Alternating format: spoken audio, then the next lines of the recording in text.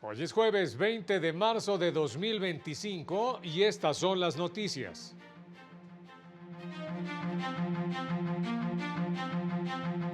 La Corte analizó la constitucionalidad de la Ley para la Atención y Protección de Personas con la Condición del Espectro Autista del Estado de Guerrero.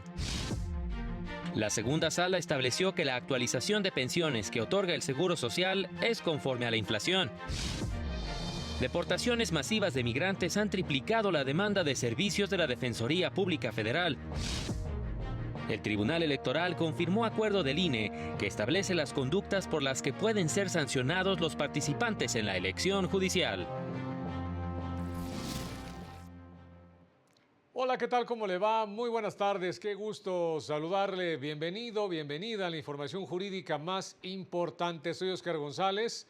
A nombre de todo este equipo de trabajo les saludamos con mucho gusto. Eusiris Rostro en la interpretación en lengua de señas mexicana. Vámonos con todas las noticias. Y abrimos precisamente con la información de mi compañero Mario López Peña, quien tiene listo el reporte de lo que resolvió esta tarde la sesión del Pleno. Adelante, Mario, te escuchamos. ¿Qué tal? Muy buenas tardes. El Pleno de la Suprema Corte de Justicia avanzó en el estudio y resolución de una acción de inconstitucionalidad promovida contra la disposición de la Ley para la Atención, Inclusión y Protección a Personas con la Condición de Espectro Autista de Guerrero, que reconoce que es derecho de las personas con esta condición y de sus familiares el tener sistemas de apoyo para garantizar su autonomía en la toma de decisiones, para el acceso al goce y ejercicio de su esfera jurídica, calidad de vida y pleno desarrollo que establezcan instituciones estatales y municipales. Una mayoría de 7 ministras y ministros votó por la invalidez al advertir que no hubo consulta previa a las personas con la condición del espectro autista. Y hay que recordar que para que se declare la inconstitucionalidad se necesita de 8 votos. El asunto quedó pendiente para completar la votación por la ausencia de 2 ministros. Escuchemos parte de lo dicho en esta sesión. Sí, aplicamos la regla que cuando ya existe un precedente que tiene una votación calificada, esperamos a los ministros, porque la falta de oportunidad de que ellos puedan asistir no puede implicar estar variando este tipo de decisiones en entidades federativas. Por otra parte, la segunda acción listada para esta sesión efectivamente quedó en lista para mayor análisis y al resolver otra acción de inconstitucionalidad no alcanzaron los votos para invalidar el decreto que abrogó la Ley de Control Constitucional de Tamaulipas por posibles violaciones al procedimiento legislativo. En atención a esto, el asunto quedó en lista para que se analicen los conceptos de invalidez. Es lo que sucedió en la sesión pública de este jueves. Ya estamos enterados. Muchas gracias, Mario. Muy buenas tardes. En tanto, la primera sala de la Corte determinó que es constitucional el artículo 486 del Código Nacional de Procedimientos Penales, una disposición que establece que el reconocimiento de inocencia procederá cuando, después de dictada la sentencia, aparezcan pruebas de las que se desprenda en forma plena que no existió el delito porque se dictó la condena o que, existiendo el sentenciado no participó en su comisión, o bien cuando se desacrediten formalmente en sentencia irrevocable las pruebas en las que se fundó dicha condena. Precisó que la norma se aplica sin distinción para todas las personas que hayan recibido una sentencia condenatoria y que con posterioridad cuenten con pruebas que, a su consideración, puedan a su vez acreditar de forma plena su inocencia. Agregó que la limitante que impone el artículo, en el sentido de que para que proceda el reconocimiento de inocencia, el solicitante deberá aportar pruebas que no hayan sido valoradas en instancias ordinarias, no vulnera el debido proceso. Lo anterior lo determinó al resolver un amparo promovido por una persona que fue sentenciada por el delito de enriquecimiento ilícito, misma que fue confirmada por un tribunal colegiado y también por la Suprema Corte. Por su parte, la segunda sala de la Corte estableció como criterio que las pensiones que otorga el Seguro Social deben actualizarse cada año durante el mes de febrero. Para definir el monto del incremento deberá tomar en cuenta el Índice Nacional de Precios al Consumidor registrado en el año calendario anterior, que comprende de enero a diciembre previo. Este criterio lo fijó al resolver una contradicción de criterios entre tribunales colegiados, en donde precisó que la expresión año calendario anterior no admite reinterpretación.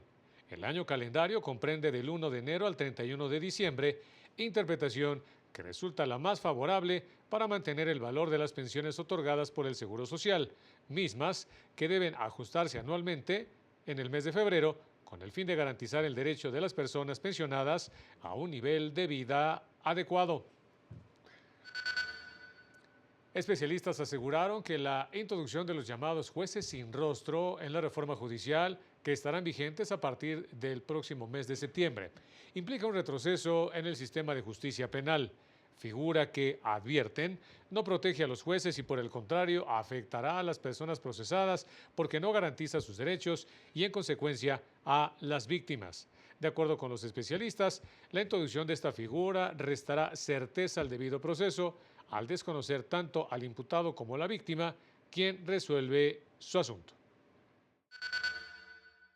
Es un retroceso la figura de los jueces sin rostro en el contexto del sistema penal acusatorio. Desde la Defensoría seguiremos emprendiendo todas las cuestiones legales que estén a nuestro alcance para evitar que este tipo de figuras se aplique. Informarle que el Pleno Regional en materias penal y de trabajo de la región Centro-Norte, esto con residencia en la Ciudad de México, determinó que es competente el Tribunal Laboral Local para conocer los conflictos entre trabajadores y empresas cuyo objetivo social, enunciado en su escritura constitutiva, sea comercializar, distribuir, almacenar y transportar productos alimenticios. De acuerdo con el artículo 123, apartado A, fracción 31ª, inciso A de la Constitución y diversos artículos de la Ley Federal del Trabajo, tratándose de la rama industrial de elaboración de alimentos, compete al orden federal conocer de la rama industrial de la elaboración de alimentos, abarcando exclusivamente la fabricación de los que sean empacados, enlatados, envasados o que se destinen precisamente a ello. Por lo que, si de la escritura constitutiva de la empresa se advierte que su objetivo social es la comercialización, venta, almacenaje, transporte y distribución de alimentos, y que para cumplir su objetivo compra ingredientes que son usados para la fabricación y manufactura de lo que vende, pero una empresa tercera realiza el proceso de transformación, elaboración e industrialización del producto, es claro que no se actualiza la hipótesis de la competencia federal, ya que no participa en el proceso de fabricación o elaboración de los productos que comercializa. En otro tema, el quinto tribunal colegiado en materia de trabajo del cuarto circuito estableció que, en atención al interés superior de la infancia, las reglas de filiación previstas en materia civil no pueden aplicarse perjudicialmente para negar la pensión de una orfandad a una persona menor de edad. El tribunal explicó que de los artículos 134 y 136 de la Ley del Seguro Social se desprenden los supuestos para la extinción del derecho a recibir una pensión por orfandad, entre los cuales no se encuentra relativo a que los beneficiarios sean adoptados, por lo que no es permisible que el juzgador aplique esa restricción. Además, y tomando en cuenta disposiciones constitucionales, convencionales y criterios de la Corte, en el sentido de dar prioridad al interés superior de la infancia y adolescencia para otorgarles una protección reforzada, no es incompatible que reciban el beneficio a pesar de ser adoptados. El hecho de que puedan adoptar una nueva filiación no puede ser utilizado para negar una protección reforzada y anular un derecho adquirido en relación con el trabajador fallecido, quien era su padre biológico en razón de las aportaciones que efectuó durante su vida laboral. Bueno, vámonos rápidamente a unos mensajes. Regresamos con más.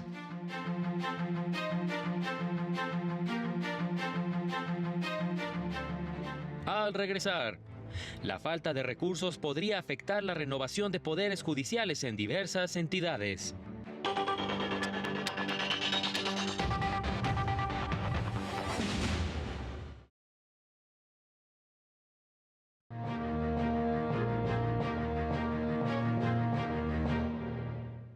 3 de la tarde con 10 minutos, 22 grados la temperatura. Este jueves inició el Encuentro Nacional de Asesoría Laboral, en el que participa la titular de la Unidad de Asesoría Jurídica de la Defensoría Pública, Ana Sáiz.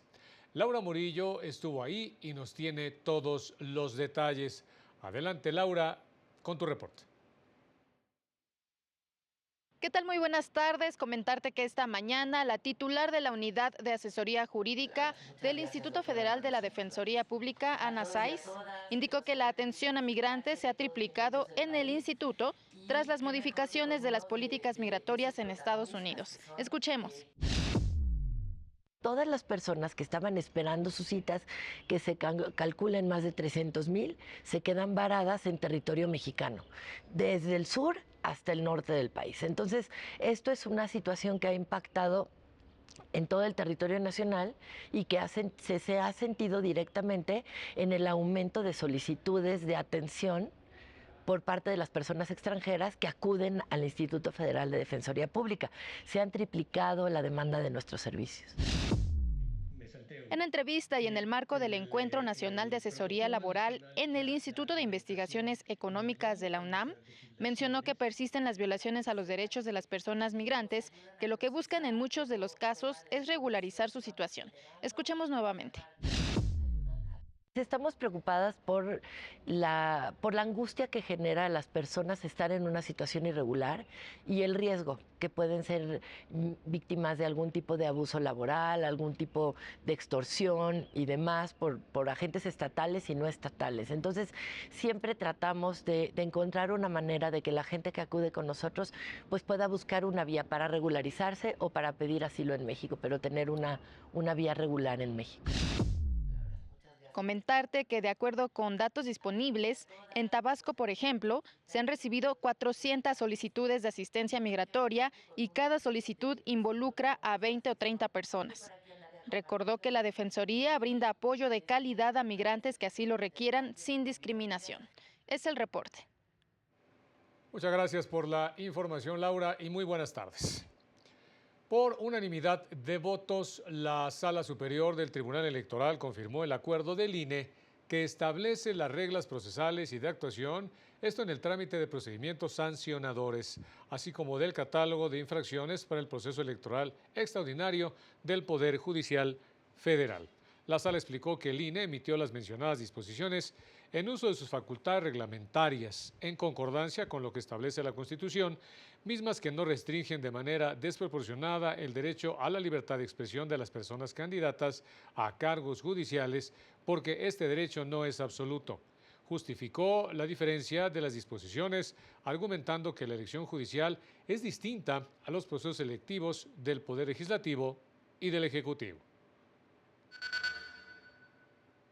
Al concluir que el artículo 5, fracciones segunda y decimoquinta de los lineamientos relacionadas con las prohibiciones de contratación por sí o por interpósita persona de espacios en cualquier medio para promocionar su candidatura, incluyendo medios de comunicación, espacios físicos, impresos o digitales, y difundir propaganda electoral que haga referencias inequívocas de identidad a un partido o fuerza política.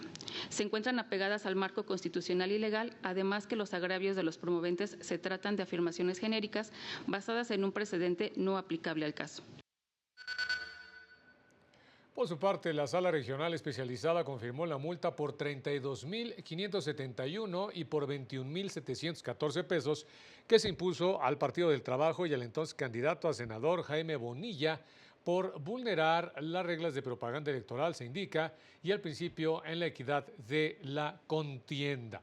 Ello por la coalición, precisamente, de la colocación en este sentido de espectaculares de Bonilla con el acrónimo AMLO y la imagen del expresidente, lo que se indicó constituyó propaganda electoral con la que se pretendió sostener que López Obrador respaldaba de manera inequívoca la candidatura de Bonilla Valdés, lo que puso en riesgo la equidad de la contienda al generar confusión entre el electorado y otorgar así una ventaja indebida al aspirante del PT, afectando el principio de elecciones libres y auténticas. Por otro lado, se propone la inexistencia a la vulneración de principios de neutralidad e imparcialidad, porque no se acredita un actuar irregular en ejercicio de un cargo público, ni el uso indebido de recursos públicos. En consecuencia, la consulta plantea imponer No una obstante, multa. la sala deslindó de responsabilidad al expresidente de la República, ya que no autorizó el uso de su imagen ni tuvo conocimiento de la colocación de dicha propaganda. Y hablando de estos temas, el Observatorio Electoral Judicial advirtió diversos riesgos en las 19 entidades que llevarán a cabo los procesos concurrentes con el federal para renovar a sus poderes judiciales. Entidades que armonizaron su legislación con lo dispuesto por la Constitución y en su mayoría replicaron las prácticas poco íntegras, indica, que se establecieron a nivel federal, adoptando los poderes legislativos locales un papel preponderante en la confección de los listados de las personas postuladas. Llamó la atención sobre los casos de Aguascalientes y Durango, en donde los candidatos postulados son el número exacto de cargos en disputa, lo que en la práctica se traduce en que la ciudadanía no tendrá opciones para decidir y las candidaturas únicas serán seguras ganadoras. El observatorio destaca que la mayoría de las entidades que llevarán a cabo la renovación de sus poderes judiciales mediante el voto popular no dotaron de recursos suficientes a los órganos electorales, por lo que dichos procesos se encuentran en riesgo. Los organismos electorales con mayores problemas financieros son los de Colima, San Luis Potosí, Nayarit y Zacatecas, mientras que en nivel de riesgo medio se encuentra Tamaulipas, Yucatán, Quintana Roo y la Ciudad de México. En los casos de Durango y Veracruz, enfrentan un reto adicional porque además de renovar a sus poderes judiciales, tendrán procesos comiciales ordinarios para elegir autoridades en 39 y 212 ayuntamientos, respectivamente.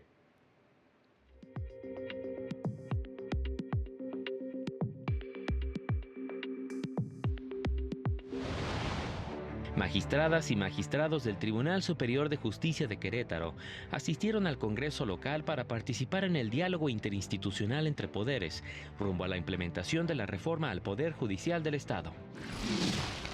El Consejo de la Judicatura de Michoacán emitió un acuerdo para la conformación de una comisión transitoria para la transferencia de los recursos materiales, humanos, financieros y presupuestales al Tribunal de Disciplina Judicial y al órgano de administración judicial. El Poder Judicial de Nayarit puso en marcha el programa Reconstruyendo Vínculos, Camino hacia la Coparentalidad Saludable, en el que participarán 24 madres y padres no custodios de sus hijos para promover la comunicación asertiva y la colaboración a fin de establecer relaciones respetuosas. En Guanajuato se entregaron certificaciones a 80 personas facilitadoras del Centro Estatal de Justicia Alternativa, que acreditaron el proceso de capacitación y evaluación teórico-práctica que garantiza la aplicación de los mecanismos alternativos de solución de controversias. Para el canal del Poder Judicial de la Federación, Jesús Daza. El primer tribunal colegiado del 30º circuito determinó que debe calificarse como accidente de trabajo la muerte violenta de un elemento de seguridad pública con motivo de su cargo, al margen de que ocurra fuera de su jornada y lugar de trabajo.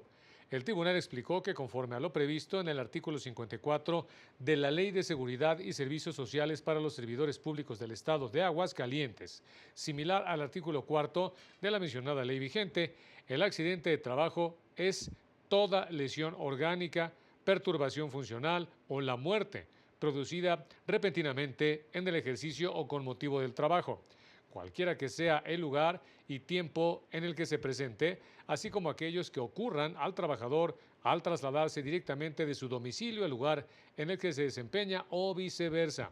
Si la causa o razón por el que se privó de la vida a un servidor público fue por ser miembro de una corporación de seguridad pública, su muerte debe calificarse como accidente de trabajo, independientemente de si ocurrió durante sus vacaciones, periodo de descanso o en lugar ajeno a donde prestaba sus servicios, ya que se dio con motivo de su cargo.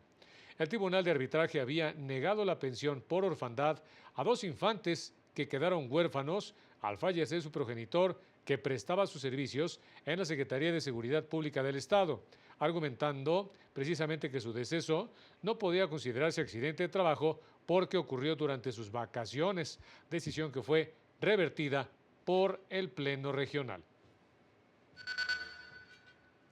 Y la oficina en México del Alto Comisionado de la ONU para los Derechos Humanos publicó una guía con 20 claves para conocer y comprender mejor los derechos humanos.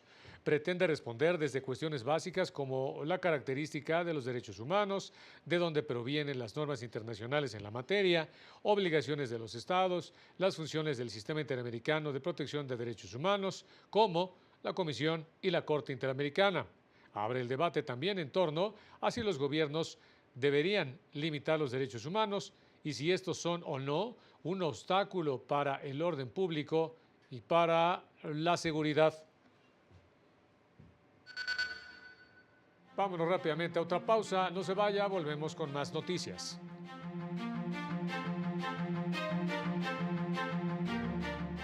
Más adelante, el 98% de las escuelas de educación básica venden productos ultraprocesados.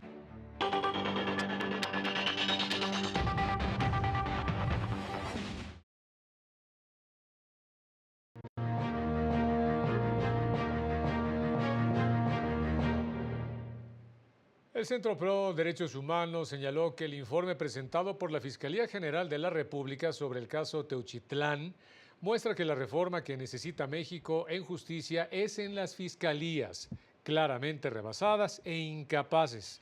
Documenta la negligencia de la Fiscalía de Jalisco para procesar el lugar del hallazgo. El análisis de la FGR es pobre, ya que no tomó en cuenta el contexto. Tampoco usó tecnología, soslayando que la competencia es federal al tratarse de delincuencia organizada. Agregó que la Fiscalía General de la República no debe dejar de lado ninguna de las hipótesis porque sería un error acotar la investigación a que se trata solo de un campo de entrenamiento. Añade que preocupa que se afirme que la Fiscalía General de la República no está obligada a informar sobre el número de casos de desaparición que conoce y que el Banco Nacional de Datos Forenses opera desde 2023, cuando no es así, ya que no se han incorporado precisamente registros como el Sistema Actualizado de Identificación de Huellas Dactilares. El Centro PRO afirmó que la crisis de desapariciones en México necesita otra justicia y advierte que, aunque se distraiga a la sociedad con la errónea reforma judicial, la justicia no mejorará con estas decadentes fiscalías, se añade. La Coparmex manifestó que no podemos permitir que las desapariciones se conviertan en una tragedia nacional ante los hallazgos de desapariciones en diversas partes del país, que muestran el fracaso de las autoridades en el combate a estos crímenes. Lamenta que los familiares de las víctimas continúen enfrentando la indiferencia y la ineficacia institucional, mientras la impunidad permite que sigan ocurriendo este tipo de crímenes. Manifestó su solidaridad con los familiares de las víctimas y con los colectivos de búsqueda que luchan día con día por conocer la verdad y obtener la justicia. Indicó que su esfuerzo ha suplido en muchas ocasiones la omisión de las autoridades, por lo que es inaceptable que sea la ciudadanía quien descubra evidencia que debió ser identificada precisamente por la autoridad. Llamó a los 3 niveles de gobierno a cumplir con su responsabilidad y a impulsar acciones que permitan erradicar la desaparición forzada en el país. Indicó que no basta con discursos, que se requieren resultados tangibles, la creación de mecanismos de búsqueda más eficaces, el fortalecimiento de las fiscalías, autonomía real de las comisiones encargadas del tema y la asignación de recursos en las labores de búsqueda. Urgen garantizar seguridad, justicia y paz, ya que la violencia no solo atenta contra la dignidad de las personas, también afecta la estabilidad social y el desarrollo económico. Agrega que un país donde miles de familias viven en la incertidumbre de no saber dónde están sus seres queridos no puede aspirar a un futuro de prosperidad y de bienestar. El próximo 29 de marzo entrará en vigor la prohibición para la venta de productos ultraprocesados en todas las escuelas de nivel básico, medio superior y superior en México. En poco más de 10,000 escuelas de educación básica en México, 98% está vendiendo algún producto ultraprocesado todos los días. 95% vende cualquier tipo de bebida azucarada y 79% vende refrescos. Este es el contexto donde el próximo 29 de marzo entrará en vigor la prohibición para la venta de dichos alimentos en todas las escuelas de nivel básico, medio superior y superior en México. Y el mayor reto será vigilar su cumplimiento, advirtió la organización El Poder del Consumidor, que tan solo en el ciclo 2023-2024 recibió más de 14,000 reportes a nivel nacional de venta de comida chatarra en escuelas. Se vuelve más alarmante o más preocupante cuando el acceso a alimentos saludables es muy bajo. Solo 2 de cada 10 escuelas tienen acceso a algún tipo de alimento saludable, incluyendo agua. Insistieron en que incorporar alimentos de la región no solo trae beneficios a la salud, sino también a la economía. Si cuando se incorporan productos de la región, ese dinero de esas comunidades, que son principalmente estas de las que hablamos, comunidades de bajos recursos, pues esos recursos no se van con los camiones de estas grandes corporaciones multinacionales. Recordaron que México es el primer país del mundo que declaró en 2016 emergencia epidemiológica por obesidad y diabetes. Añadieron que hasta el momento se han presentado 16 amparos para que esta nueva normativa no aplique principalmente en instituciones de educación media superior, 5 de ellos por parte de la empresa Coca-Cola. Para el canal del Poder Judicial de la Federación, Lorena Sánchez Cabrera. Y en acatamiento a la resolución del Tribunal Electoral, el Consejo General del INE aprobó los nuevos topes de gastos de campaña para la elección judicial.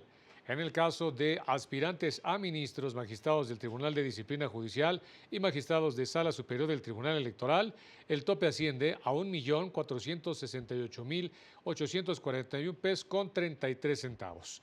Para aspirantes a una magistratura de Sala Regional del Tribunal Electoral, el tope se fijó en 881.304 pesos con 80 centavos. Para magistraturas de Tribunal Colegiado de Circuito y de Apelación, el monto se fijó en 413.111 pesos con 63 centavos, mientras que para aspirantes al cargo de juez de distrito, el tope de gastos de campaña se ubicó en 220.326 pesos con 20 centavos. Y ya nos vamos. Como siempre, muchas gracias por haber estado con nosotros. Pásela muy bien. Soy Oscar González. Nos vemos en la próxima.